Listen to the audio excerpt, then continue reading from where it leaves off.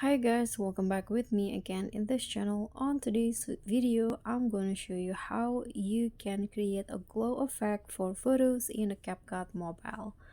So first, you just need to add your photo and then remove its background. I'm going to use the auto remover in CapCut, okay? And then I'm going to adjust the size like this. Now go to the video effects. Click on the Nightclub category and then select the flash vibration effect. This one. Click on that. Adjust it to how you like. So range, adjust it to 40. Atmosphere 100. And then the glow, I'm going to go with maybe 10.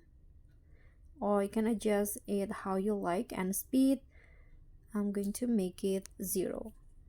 Okay, now if you want to, you can also change the color of the glow like this, and you are done. Just click on the check icon and this is the result. So that's all from me. Thank you so much for watching. Don't forget to like, comment and subscribe. Also click on the thanks. Bye.